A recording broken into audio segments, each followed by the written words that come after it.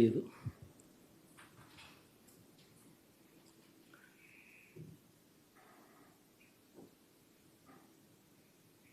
దాదాపుగా 54 లక్షల మంది రైతన్నలకు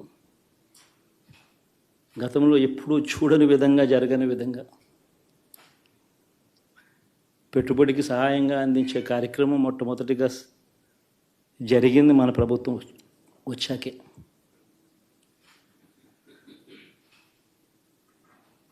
మరి అంతగా రైతన్నలకు తోడుగా ఉంటూ రైతన్నలకు రైతు భరోసా ఇవ్వడం కానీ, సమయానికే వారికి ఇన్పుట్ సబ్సిడీ ఎప్పుడు జరగని విధంగా సీజన్ ముగిసేలోగానే ఇచ్చే కార్యక్రమం కానీ, ఉచిత ఇన్సూరెన్స్ కానీ, పగటిపూట 9 గంటలు ఇచ్చే కార్యక్రమం కానీ, ఉచిత విద్యుత్ ఇచ్చే కార్యక్రమం కానీ, మరి 1/2 కోటి మంది రైతన్నల ప్రేమ ఏమైందో తెలియదు.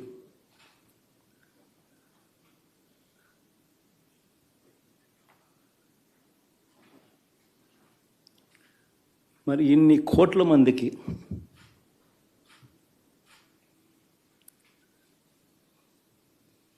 పేదవాడికి తోడుగా ఉంటూ ఆటో డ్రైవర్లు నడుపుకుంటా ఉన్నవాళ్ళు ఆటోలు తోలుకుంటూ, టాక్సీలు తోలుకుంటూ ఇబ్బంది పడకూడదని వారికి అండగా ఉంటూ ఓ వాహనమిత్ర,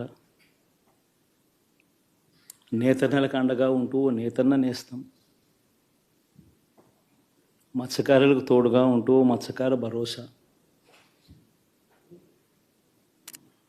ఫుట్పాత్ మీద చిన్న చిన్న ఇడ్లీ షాపులు పెట్టుకొని నడుపుకుంటూ, చిన్న చిన్న బంకులు పెట్టుకొని నడుపుకుంటూ, చిన్న చిన్న వ్యాపారాలు చేసుకుంటా ఉన్న వీళ్లకు, నా అక్క చెల్లెమ్మలకు, నా అన్నదమ్మలకు మంచి జరగాలని ఆరాటపడుతూ వాళ్ళకు ఒక తోడు, నా రజకులకు, నా నాయి బ్రాహ్మణులకు, నా టైలర్లకు అని అండగా ఉంటూ వారికి ఒక చేదోడు. మరి ఇన్ని లక్షల మందికి ఇంత మంచి చేసి, ఇన్ని కోట్ల మందికి, లక్షలు కూడా కాదు, కోట్ల మందికి మంచి జరిగించి, ఎప్పుడు జరగని విధంగా మేనిఫెస్టో అంటే ఒక చెత్తబుట్టలో పడేసే డాక్యుమెంట్ కాదు. ఒక మేనిఫెస్టో అంటే ఒక బైబిల్ అని, ఒక ఖురాన్ అని, ఒక భగవద్గీత అని మొట్టమొదటి రోజు నుంచి కూడా భావిస్తూ ఏకంగా 99% వాగ్దానాలు అమలు చేసి, అంతే చిత్తశుద్ధితో ఆ మేనిఫెస్టోను కూడా అక్క చెల్లెమ్మల ఇంట్లోకి తీసుకొని వెళ్ళి చూపించి మీరే టిక్కు పెట్టండి అనే నిబద్ధత గల ప్రభుత్వంగా పనిచేసాం. ఇప్పుడు జరగని విధంగా పిల్లల చదువులు, పేదరికం పోవాలి అని అంటే పిల్లల చదువులకు క్వాలిటీ ఎడ్యుకేషన్ అవసరం అని మొట్టమొదటిసారిగా ఇంగ్లీష్ మీడియంను వ్యతిరేకిస్తున్న వాళ్ళందరూ పెత్తందారులతో యుద్ధం చేసి సైతం పిల్లలకి ఇంగ్లీష్ మీడియం తీసుకొని రావడమే కాకుండా టోఫుల్, ఐబీ లాంటి కళలు కూడా కలం ఆ పేద పిల్లలకు అండగా నిలబడాలని, తోడుగా ఉండాలని, వారి చరిత్రలు మార్చాలని, ఎప్పుడు చూడని విధంగా గ్రామ స్థాయిలోనే సచివాలయ వ్యవస్థ, వాలంటీర్ల వ్యవస్థ తీసుకొచ్చి ప్రతి ఇంటికి సేవను అందించే కార్యక్రమం చేశాం. వివక్ష లేకుండా,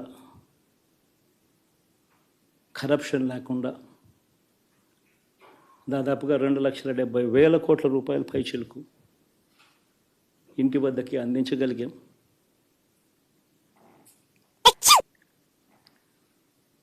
ఇప్పుడు చూడని మార్పులు తీసుకురావడమే కాకుండా ఒక చదువుల రంగం అయితేనేమి, ఒక విద్యారంగం, ఒక వ్యవసాయ రంగం అయితేనేమి, ఒక వైద్య రంగం అయితేనేమి, ఏ పేదవాడు ఎప్పుడూ ఇబ్బంది పడకూడదు అని ఎప్పుడు ఊహించని విధంగా మార్పులు తీసుకొస్తూ పేదవాడికి అండగా నిలబడగలిగాం.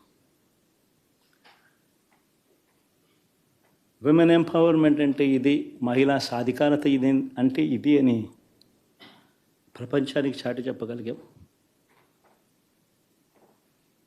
సోషల్ జస్టిస్ అంటే, సామాజిక న్యాయం అంటే ఇది అని ప్రపంచానికి చూపించగలిగాం. మరి ఇన్ని గొప్ప మార్పులు చేసిన తర్వాత, ఇన్ని కోట్ల మందికి మంచి జరిగిన తర్వాత, మరి అభిమానం ఏమైందో, ఆ ఆప్యాయత ఏమైందో తెలీదు.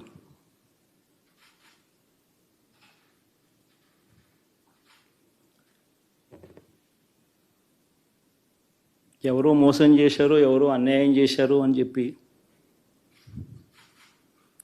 అనొచ్చు, కానీ ఆధారాలు లేవు.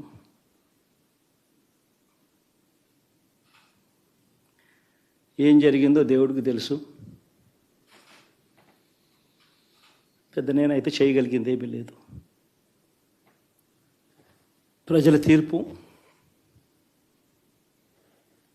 తీసుకుంటాం, కానీ మంచి చేయడానికి మాత్రం ప్రజలకు తోడుగా ఖచ్చితంగా ఉంటాం. వాయిస్ ఆఫ్ ది వాయిస్లెస్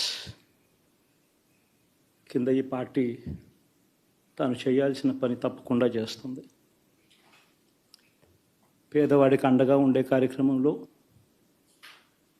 ఎప్పుడూ కూడా పేదవాడికి తోడుగా ఉంటూ గలం విప్పుతుంది, పేదవాడికి అండగా నిలుస్తుంది.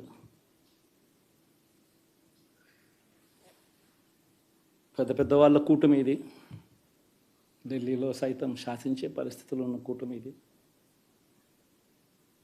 ఆ కూటమిలో ఉన్న బీజేపీకి, ఆ కూటమిలో ఉన్న చంద్రబాబు గారికి, ఆ కూటమిలో ఉన్న పవన్ కళ్యాణ్ గారికి,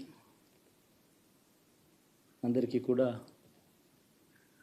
వాళ్ళ గొప్ప విజయానికి అభినందనలు.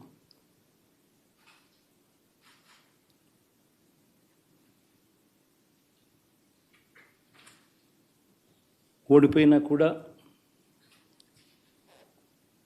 నా ప్రతి కష్టంలో కూడా తోడుగా అండగా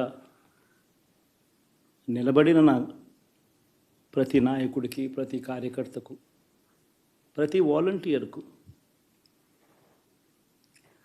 ప్రతి ఇంట్లో నుంచి వచ్చిన ప్రతి స్టార్ క్యాంపెయినర్గా నాకు తోడుగా నిలబడిన నా అక్క చెల్లెమ్మలకు, అన్నదమ్ములకు, మీ అందరికీ మనస్ఫూర్తిగా మీ అందరికీ కూడా కృతజ్ఞతలు తెలియజేస్తా ఉన్నాను. ఏం జరిగిందో తెలియదు, కానీ ఏమి చేసినా, ఎంత చేసినా ఇంకా 40% ఓటు బ్యాంకు మాత్రం తగ్గించలేకపోయారు.